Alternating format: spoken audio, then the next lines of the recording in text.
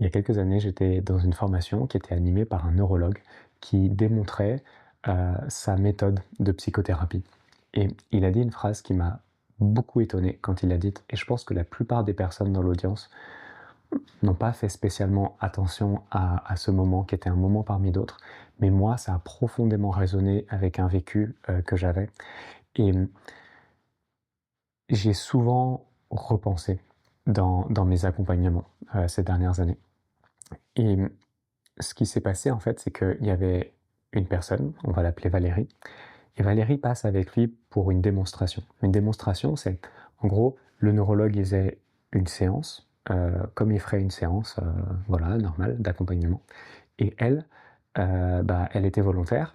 Et puis, nous, le groupe, on assistait à ce qui se passait, et le neurologue à la fois faisait la séance, et à la fois, il commentait pour nous, l'audience, en racontant, voilà, qu'est-ce qui est en train de se passer, pourquoi est-ce qu'il dit ça à ce moment-là, etc.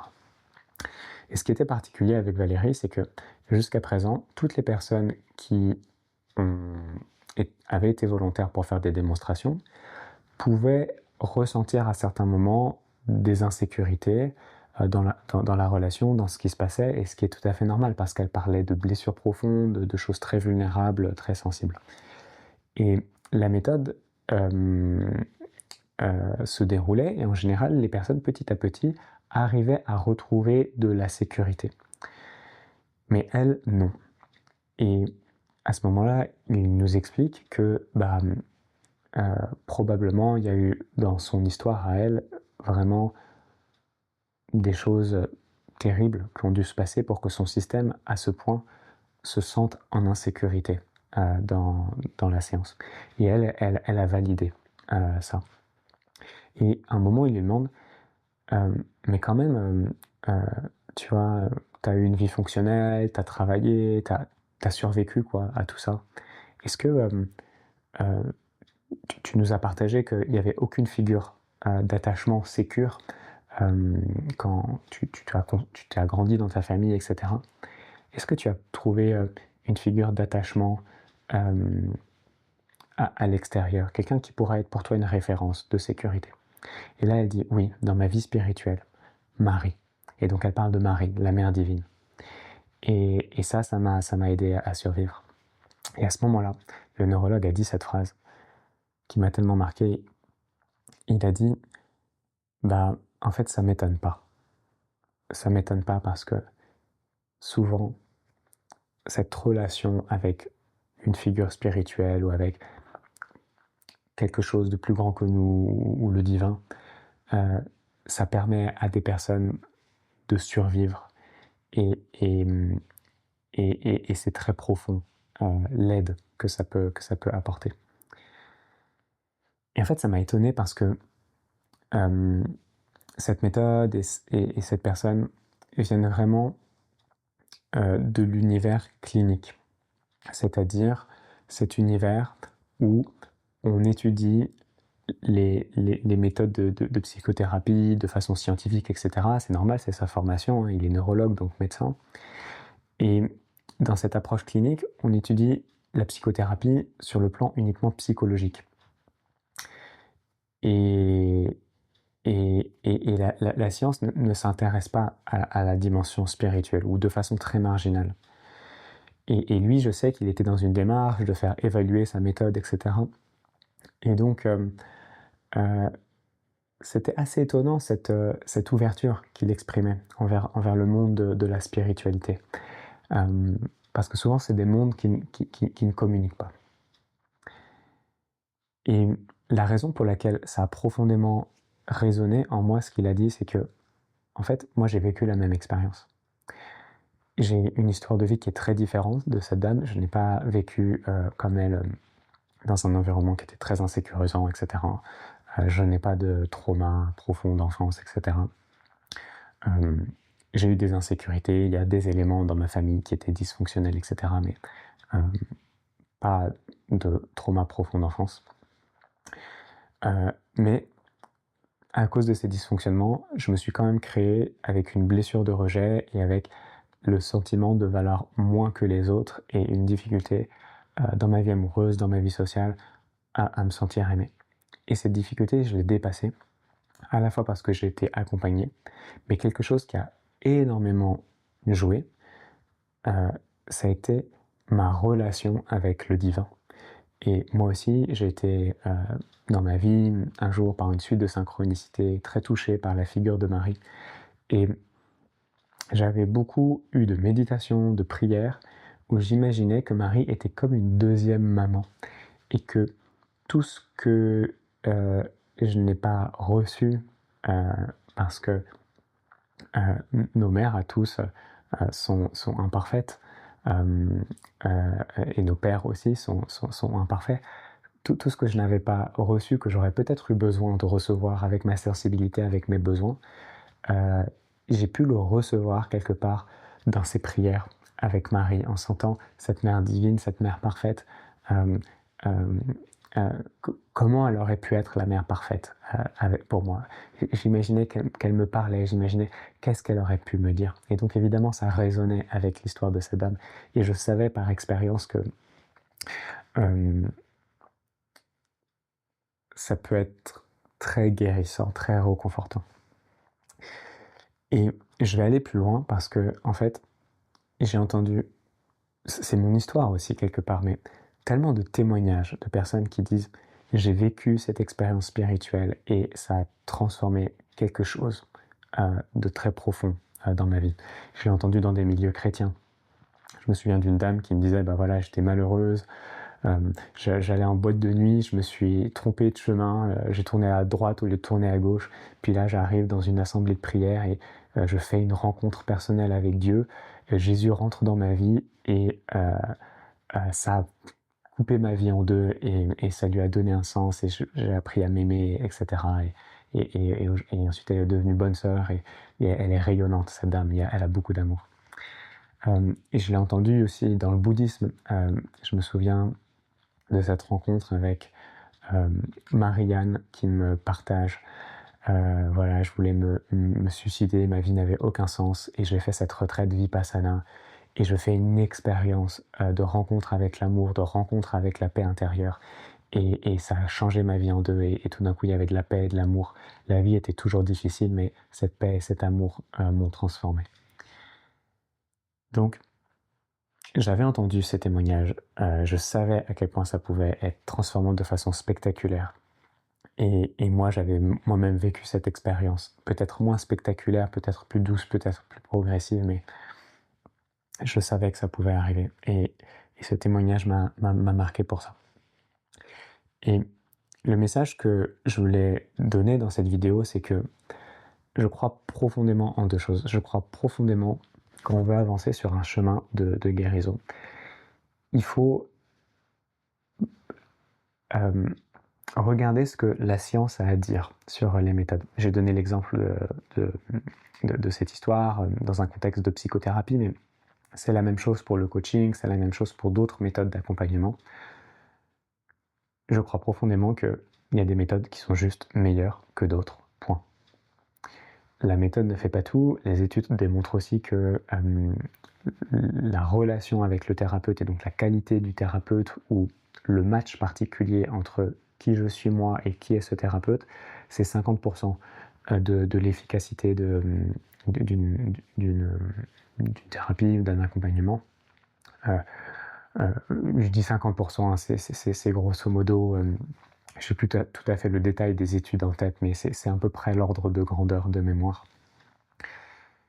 Et la méthode ne fait pas tout, mais la science, en fait, elle peut montrer de façon scientifique que tu prends une cohorte de personnes, tu sélectionnes aléatoirement les gens dans un groupe A, un groupe B, tu mesures 3 mois, 6 mois, 1 an après, comment est-ce qu'ils se sentent dans leur vie.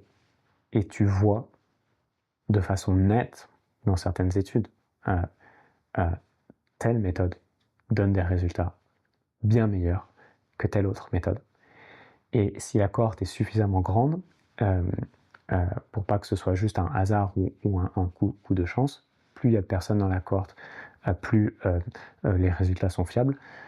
Et si l'étude a été faite de façon suffisamment qualitative, avec une sélection aléatoire, etc., etc. Enfin, il y a plein de critères, mais bref, on peut avoir une certitude mathématique à 90%, à 95%, que telle approche est plus efficace d'un facteur X, d'un facteur Y. Et ça, je le dis parce que vraiment, les méthodes ne se valent pas et la science a quelque chose à dire. Il y a ces études qui sont faites, qui coûtent des milliers d'euros, qui prennent du temps, qui sont faites de façon rigoureuse par des chercheurs qui consacrent leur vie à découvrir la vérité de ce monde. Qu'est-ce qui marche le mieux dans ce monde? Et c'est une information qui est ultra précieuse et ça vaut le coup de se renseigner là-dessus. Donc, premier message que je voulais faire passer, c'est ouais, si vous voulez vous faire accompagner, faites vos recherches sur les méthodes. Toutes les méthodes ne se valent pas.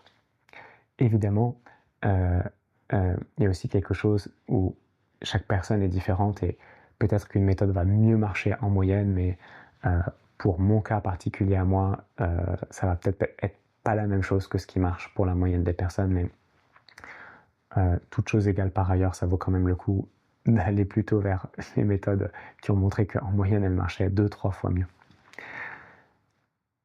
La deuxième chose que je voulais dire, c'est que cette dimension spirituelle, si elle a de la place dans votre vie, je crois que ça vaut vraiment le coup de l'intégrer dans un accompagnement. Et au début, quand j'accompagnais, il n'y avait pas cette dimension spirituelle qui, moi, fait vraiment partie de ma vie.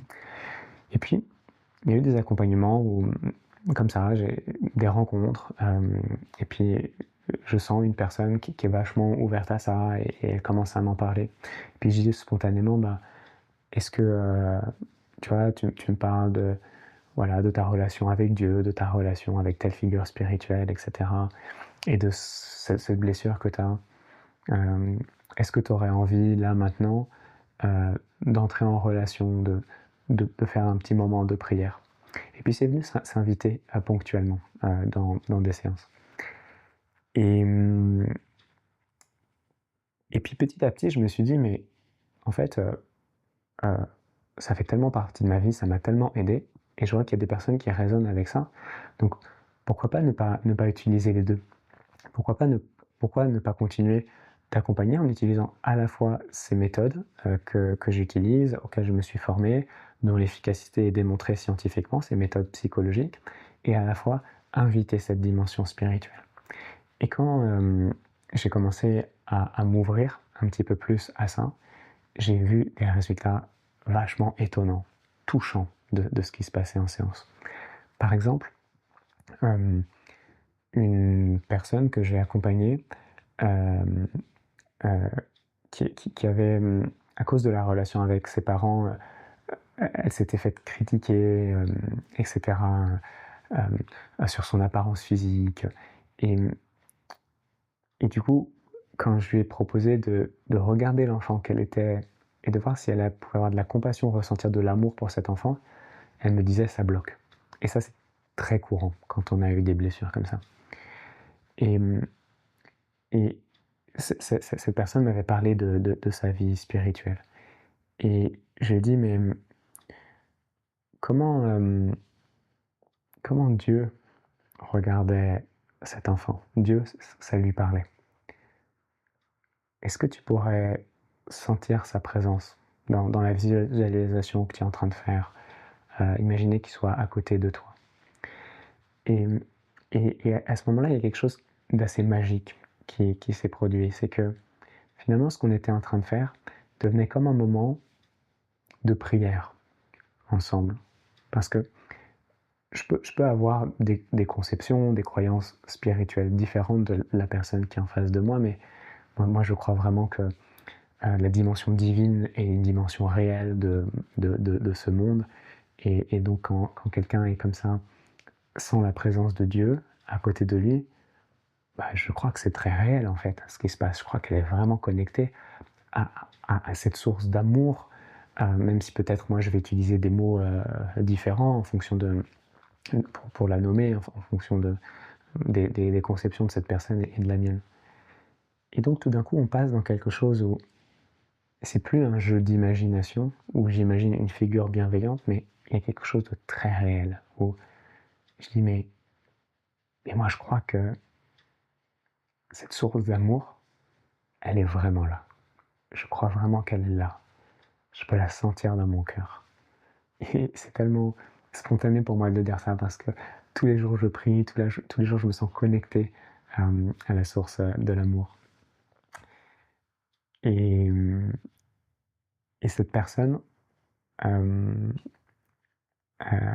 commence à ressentir de l'amour pour cette petite fille. Elle commence à le ressentir aussi avec l'aide d'une figure proche qu'elle a connue dans ces années-là, qui était une figure adulte. Elle a senti de l'amour dans le regard de cet adulte. Et donc, je l'ai invitée à se laisser aimer par cette figure adulte, l'inviter dans son imagination. Et à sentir que derrière cette figure adulte, il y a la source de l'amour. Et qu'en fait, cette figure adulte qu'il a aimée, juste elle canalisait, elle laissait passer l'amour de la source divine. Et je l'ai invité à rentrer dans les yeux de cet adulte et à regarder cette petite fille comme cet adulte l'a regardée, mais de sentir que derrière, c'est la source de l'amour qu'il aime et que c'est réel et qu'elle est dans son imagination, mais que sur le plan spirituel, sur le plan divin, il y a quelque chose de réel qui est en train de se passer. Et là, les larmes ont commencé à couler et quelque chose s'est ouvert. Quelque chose s'est ouvert. Et la compassion pour elle-même, tout d'un coup, est devenue possible. Alors, je voulais te partager ça et te dire cette conviction que pour t'aimer, pour pouvoir faire la paix avec toi-même, créer une nouvelle relation, une belle relation avec toi, avec ton enfant intérieur, une belle relation avec les autres, pour pouvoir apaiser, guérir cette blessure de rejet, cette blessure d'abandon, ce qui te fait souffrir dans ta vie. Et ben c'est possible. Et c'est possible grâce à ces merveilleuses méthodes qui ont été développées ces dernières années et qui ont été démontrées scientifiquement. Et c'est possible aussi en se mettant en lien avec la dimension divine.